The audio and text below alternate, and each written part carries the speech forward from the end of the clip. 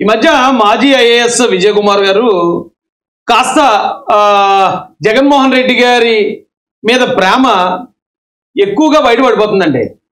ఎందుకంటే కొంతమంది ముసుగువీరులు ఉన్నారు ఈ రాష్ట్రంలో. వాళ్ళు ముసుగులు వేసుకుని ఉంటారు, కులం ముసుగు మతం ముసుగు వేసుకుని ఉంటారు, కానీ వాళ్ళు జగన్మోహన్ రెడ్డి గారి కోసం పనిచేస్తూ ఉంటారు. మరి ఆ ముసుగులు ఎందుకు వేసుకున్నారో నాకు తెలీదు. అయితే విజయ్ కుమార్ గారి ముసుగు జారిపోతుంది.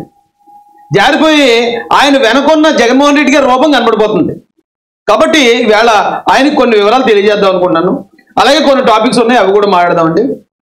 ముందుగా కొంతమంది నన్ను అడుగుతున్నారు ఏమనంటే, రాజేష్ గారు మీరు మాల నాయకుల్ని టార్గెట్ చేస్తున్నారు, మీరు కూడా ఆ సామాజిక వర్గం నుంచి వచ్చిన నాయకుడు కాబట్టి సేమ్ సామాజిక వర్గ నాయకుల్ని మీరు టార్గెట్ చేయడం కరెక్ట్ కాదు అని కొంతమంది శ్రేయోభిలాషులకు సలహా ఇచ్చారు.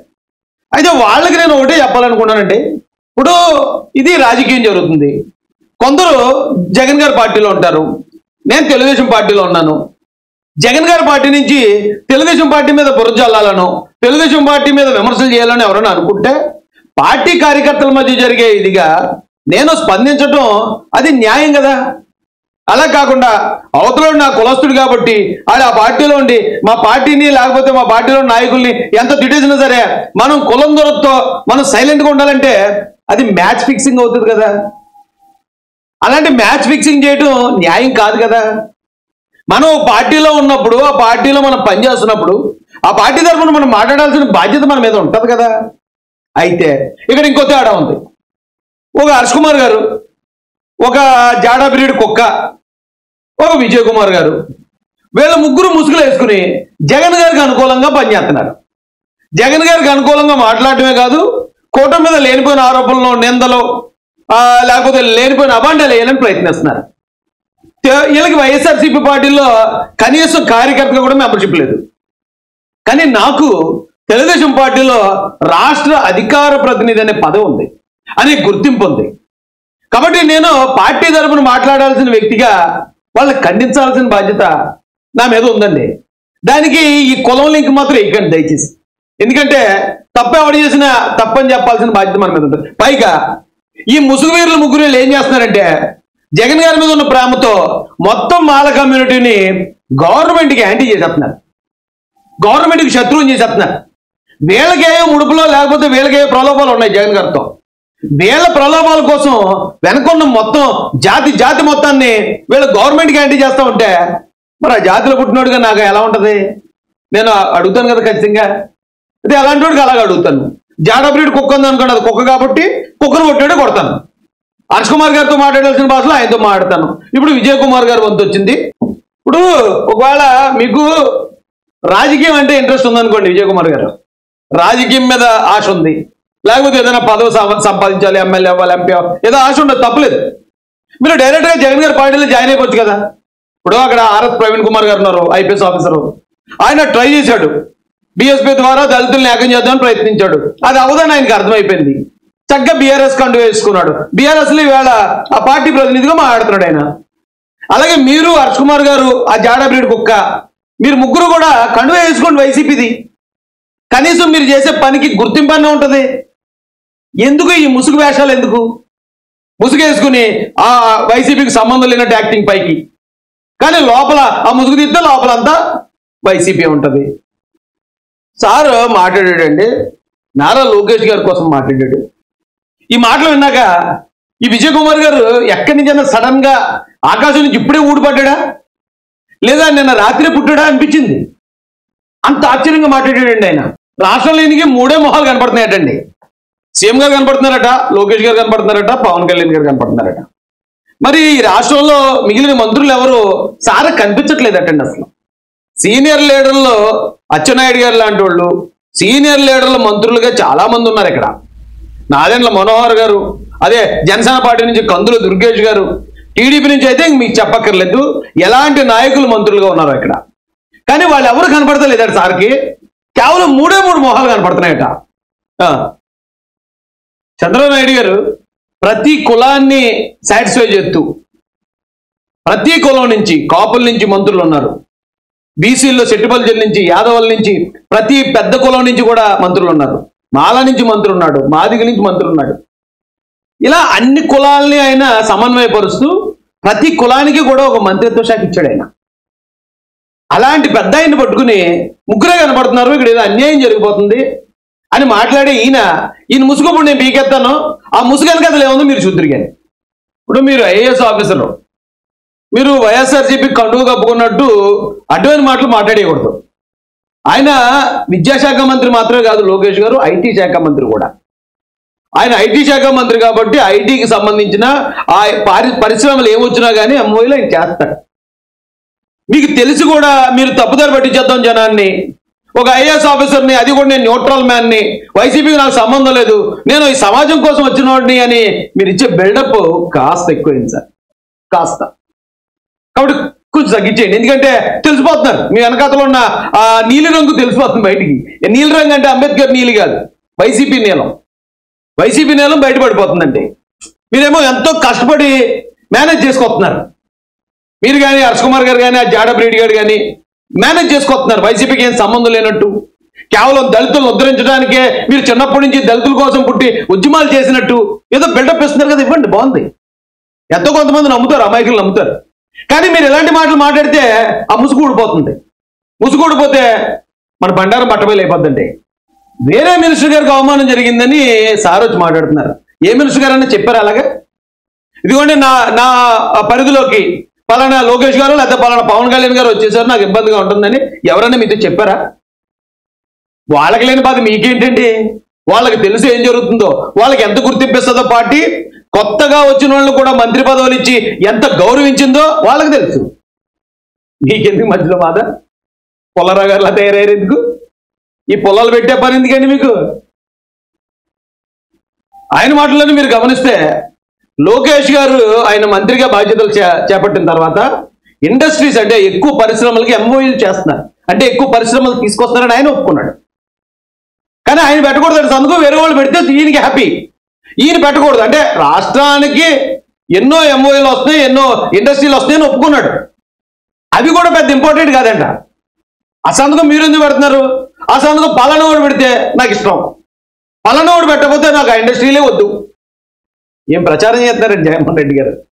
భలే క్యారెక్టర్లు ఎన్నుకున్నారు మీరు కూడా. చాలా అంటే నాకు చాలా ఆశ్చర్యంగా అనిపించింది. అంటే ఇప్పుడే జస్ట్ ఈయన అంతరిక్షం నుంచి ఊడిపడినట్టున్నాడు పాపం, ఇక్కడ పరిస్థితులే తెలియవు ఆయనకి. అయితే ఆయన ఏమన్నాడు అంటే గౌరవనీయులైన మంత్రివర్యుల్ని డమ్మీలు అంటున్నాడు, స్లావరీ అంటున్నాడు, అంటే బానిసలు అంటున్నాడు. మరి ఒక బాధ్యత గల ఐఏఎస్ ఆఫీసర్ ఇప్పుడు అధికారంలో ఉన్న మంత్రుల గురించి అలా మాట్లాడకూడదనే మినిమం ఆ జ్ఞానం కూడా ఇంట్లో కనపడలేదు నాకు. ఎందుకు చెప్తున్నాను ఇదంటే, ఇప్పుడు 3 మంత్రులు కనపడుతున్నారు అన్నాడు. ఇప్పుడు మరి పోయిన గవర్నమెంట్లో, జగన్ గారి గవర్నమెంట్లో ఎంతమంది కనిపించారు చెప్పలేదు మీరు? జగన్ గారి గవర్నమెంట్లో మీరు పనిచేశారు కదా. ఇక్కడ ఒకవేళ మీ మాటే కరెక్ట్ అనుకున్నా కూడా ఒక సీఎం గారు, ఒక ఐటీ మినిస్టర్ గారు, ఒక పంచాయతీరాజ్ మినిస్టర్ గారు కనీసం కనపడుతున్నారని నువ్వు అని ఒప్పుకున్నావు. కానీ అక్కడ ఎవరు కనపడేవారు? వైసీపీలో ఉన్నప్పుడు ఎవరు చూసినా సజ్జల రామకృష్ణారెడ్డి గారే. హోమ్ మినిస్టర్ ఆవిడ పెట్టాలి ఇది ప్రెస్ మీట్ అంటే సజ్జల రామకృష్ణారెడ్డి గారు మాట్లాడతారు. ఇండస్ట్రీస్ మినిస్టర్ పెట్టాలంటే సజ్జల రామకృష్ణారెడ్డి గారు. పంచాయతీరాజ్ పెట్టాలంటే సకల శాఖ మంత్రిగా పేరు తెచ్చుకున్నాడు. అలాగే విజయసాయిరెడ్డి గారు, వైవి సుబ్బారెడ్డి గారు, వీళ్ళు అసలు మంత్రులే కాదు. మంత్రులు కానోళ్ళు మంత్రులందరినీ పక్కన పెడితే విజయ్ కుమార్ గారికి చాలా హ్యాపీగా ఉంది ఆ రోజు. అబ్బా ఆయన ఎంత ఎలా పోటీ కూడా అనుకున్నారు పోయిన గవర్నమెంట్ని. కానీ వేళ వచ్చి ఇన్ని ఎంఓయూలు జరుగుతున్నాయి, ఇన్ని ఇండస్ట్రీలు వస్తున్నాయని ఆయన నోటితోనే చెప్తూ కూడా అందులో ఏదన్నా ఇప్పుడు కోడిగుడ్డు మీద ఏకలు పెట్టడానికి అవకాశం ఉందేమో. ఇప్పుడు లోకేష్ గారు అన్నిటిలోనూ జోక్యం చేసుకుంటున్నారేమో. లోకేష్ గారు ఈ రాష్ట్ర భవిష్యత్తు, తెలుగుదేశం పార్టీ భవిష్యత్తు. విజయ్ కుమార్ గారు మీలాంటి వాళ్ళు ఎంత కింద మీద పడి ఇదైనా, జగన్మోహన్ రెడ్డి గారు మిమ్మల్ని ఎంత తోలుబొమ్మలాగా ఆడించినా ఏమీ చేయలేదు. కాగల కార్యం గందరూలోనే నెరవేరుస్తారు అన్నట్టు లోకేష్ గారు ఖచ్చితంగా భవిష్యత్తు, ఈ రాష్ట్ర భవిష్యత్తు, తెలుగుదేశం పార్టీ భవిష్యత్తు ఆయనే. అయితే మరి ఈయన ఇంతలా చెప్తున్నాడు కదా, మరి గత ప్రభుత్వంలో ఎంత గొప్పగా మాట్లాడేసి ఉంటాడు. ఇక్కడ డైరెక్ట్ ఇన్ని వర్గాల మంత్రులు వచ్చి వాళ్ళందరూ కూడా వాళ్ళ శాఖలు నిర్వహిస్తున్నప్పుడే ఈయన ఇంతలా మాట్లాడాడంటే, గతంలో అసలు ఏమీ లేదు, పరిపాలన లేదు. ఒక సీఎం గారు, ఒక వాలంటీర్, పైన సీఎం కింద వాలంటీర్, మధ్యలో ఇంకెవరు లేరు.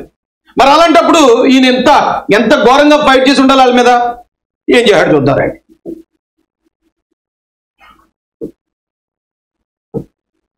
అసలు ఫస్ట్ అయితే ఒకసారి తమ్ముళ్ళు చూడండి. దేవుని బిడ్డ జగన్, ఇది ఈ ఐఏఎస్ ఆఫీసర్ గారు మాట్లాడిందే. ఏమండి, ప్రగతిలో ఏపీ నెంబర్ 1 ఈయన మాట్లాడిందే. ఇది ప్రతీకార పాలన సర్కారుపై విరుచుకుపడ్డ విజయ్ కుమార్. ఎవరి మీద అండి? చంద్రబాబు నాయుడు గారి మీద, లోకేష్ గారి మీద, పవన్ కళ్యాణ్ గారి మీద. జగన్ కోసం పాట పాడిన municipal commissioner Vijay Kumar. Just ఈ తమ్ముళ్ళు చూస్తే అర్థమైపోతుంది దీని బ్యాక్గ్రౌండ్ ఏంటని. మీకు వైసీపీ అంటే ఇష్టం ఉండొచ్చు, తప్పలేదు. వైసీపీ ఇష్టం ఉన్నప్పుడు వైసీపీలో జాయిన్ అయిపోయి వైసీపీ కార్యకర్తగా మాట్లాడొచ్చు కదా. ఇవన్నీ ఈ దొంగ నాటకాలు ఎందుకు అంటాను నేను. ఇప్పుడు నేను వైసీపీ మీద ఫైట్ చేశానండి. ఇక్కడ దళితుల్ని చంపేస్తున్నారని, శవాల్ డెడ్ బాడీలు డోర్ డెలివరీ చేస్తున్నారని, పోలీస్ స్టేషన్లో శిరోమండనాలు చేస్తున్నారని, ఎక్కడ పడితే అక్కడ చంపి పారేయటం, దళిత పథకాలు రద్దు చేయటం, అంబేద్కర్ గారి పేరు పథకాలు కొన్న అంబేద్కర్ గారి పేరు తీసి పారేయటం, ఒక్క గవర్నమెంట్ ఉద్యోగం ఇవ్వకపోవటం, ఇవన్నీ నాకు అన్యాయం అనిపించింది. అరే అనగానే వర్గాలకు అన్యాయం జరుగుతుంది అనిపించింది. అని మేము పోరాడిన తర్వాత పోరాడి ఎలక్షన్ దగ్గరికి వచ్చిన తర్వాత అవును మా ఓట్లన్నీ ఖచ్చితంగా ఏదో పార్టీకి అనుకూలంగా ఉండాలి, జగన్ గారికి వ్యతిరేకంగా ఉండాలనుకున్నాను. తెలుగుదేశం పార్టీ కండువా ధైర్యంగా కప్పుకున్నాను. ధైర్యంగా చంద్రబాబు నాయుడు గారి సమక్షంలో నేను జాయిన్ అయ్యాను. ఆయన నన్ను అధికార ప్రతినిధి చేశాడు. అప్పుడు నేను నా పార్టీ గురించి పనిచేస్తున్నాను. నేను మీలాంటి వాళ్ళు ఎవరైనా ఇలా మాడుతుంటే అడ్డుకుంటున్నాను. కానీ మీరు ఎందుకు జాయిన్ అవ్వరు? ఎందుకు ఈ దొంగ నాటకాలు? వైసీపీ అంటే మాకు సంబంధం లేదన్నట్టు ఎందుకు ఈ బిల్డప్లు ఎందుకు?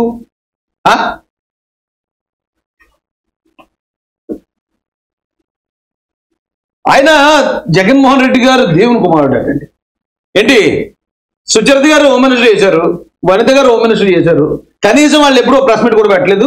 ఎక్కడైనా అన్యాయం జరిగితే కనీసం వాళ్ళు ఎక్కడ కనపడలేదు. అసలు ఆ ప్రభుత్వంలో మంత్రులు అన్నవాడు ఎవడు కనపడలేదు. ఏ మంత్రి ఎప్పుడు ఉంటాడో తెలిసేవాడు కాదు. ఈ సంవత్సరం ఈ మంత్రి అయిపోయాడు, 2వ మంత్రి వచ్చాడు అనేవారు. మళ్ళీ మా మంత్రి పోయాడు, మళ్ళీ 3వ మంత్రి వచ్చాడు అనేవారు. ఏదో నాటకాల్లో ఉంటుంది, 1వ కృష్ణుడు, 2వ కృష్ణుడు, 3వ కృష్ణుడు అలా ఉండేవారు మంత్రులు. గతంలో మంత్రి ఒకసారి వచ్చాడంటే 5 సంవత్సరాలు ఆయనే ఉండేవాడు. ఒకవేళ జనరల్ నాలెడ్జ్ క్వశ్చన్ అడిగితే ఆ మంత్రి పేరు రాసేవారు. ఇక్కడ ఏ మంత్రి ఉన్నాడో ఎవరికి తెలియదు. ఒకటే మంత్రి, ముఖ్యమంత్రి, ఆ తర్వాత వాలంటీర్. అలా ఉన్న ప్రభుత్వాన్ని తెగపొగేసిన ఇదే విజయ్ కుమార్ గారికి ఇంత చక్కగా రాజ్యాంగబద్ధంగా జరుగుతున్న పరిపాలనని మరి ఇలా మాట్లాడాలని ఎలాగనిపించిందండి? అశోకుడు గురించి చెప్పుకోతున్నాడండి. చరిత్రలో ఆయనకంటూ కొన్ని పేజీలు ఉన్నాయి. అలాంటి అశోకుడు చరిత్ర చెప్పుకుంటూ అంటే ఈయన హిస్టరీ స్టూడెంట్ కాబట్టి ఈయన ఐఏఎస్ చదివేటప్పుడు హిస్టరీ అంతా చదువుతాడు. కానీ అశోకుడిని ఎవరితో పోల్చాడు అనేదే ఇక్కడ అద్భుతమైన జోక్. ఏం చెప్పాలంటే ఆ సమయంలో వైసీపీ ఎమ్మెల్యేలు, మంత్రులు, వైసీపీ అధికార ప్రతినిధులు, వైసీపీ కార్యకర్తలు కూడా ఈ స్థాయి భజన చేయలేదు. వాళ్ళు కూడా కుళ్ళుకున్నారు ఈయన చూసి. ఇదేంటి మేమే పెద్ద భజన బృందం అనుకుంటే, మేమే పెద్ద బోళగాళ్ళం అనుకుంటే మాకన్నా బోళగాళ్ళ ఉన్నట్టు ఇతనండి. దేవుని కుమారుడట ఆయన. అందరూ చక్కగా చల్లగొండాలని కోరుకున్నాడట.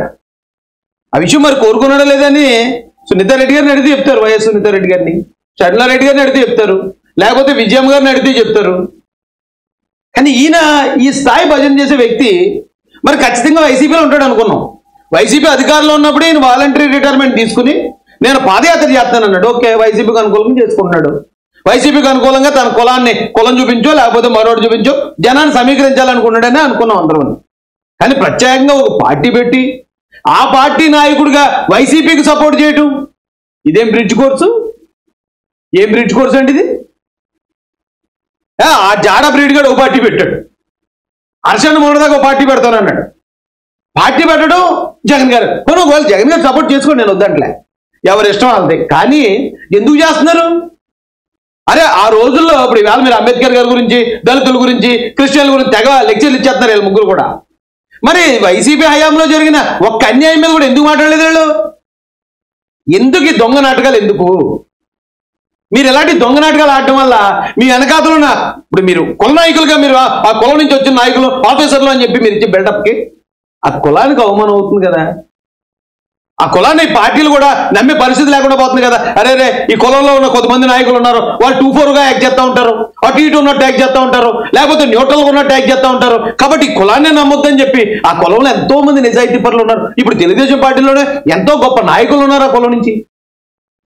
ఎందుకయ్యా మీరు కులాన్ని చేయడం తీసుకొస్తున్నారు? కేవలం మీ స్వార్థ ప్రయోజనాల కోసం. నేను ఒకటే చెప్తాను, మీరు కానీ విజయ్ కుమార్ గారు, మీరు కానీ హర్ష్ కుమార్ గారు కానీ, ఆ జాడా బ్రీడ్ గారు కానీ శుభ్రంగా వైసీపీ కండువాలు వేసుకోండి.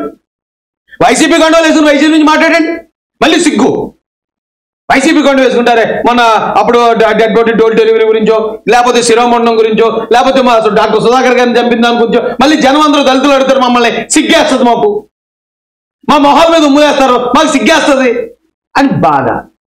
అందుకని ఈ దొంగ నాటకాల వేరే పార్టీ పెట్టినట్టు లోకేష్ గారిని, చంద్రబాబు నాయుడు గారిని, పవన్ కళ్యాణ్ గారిని వాళ్ళ ముగ్గురే కనపడుతున్నారట. గత ప్రభుత్వంలోనట మొత్తం ధర్మం యొక్క 4 పాదాల మీద నడిచేసిందట. ఎందుకండి ఇలాంటి మాటలు ఎందుకు? విలువ పోగొట్టించుకుంటున్నారు కదా జనంలో. ఫస్ట్ టైం నేను మీ గురించి మాట్లాడడం.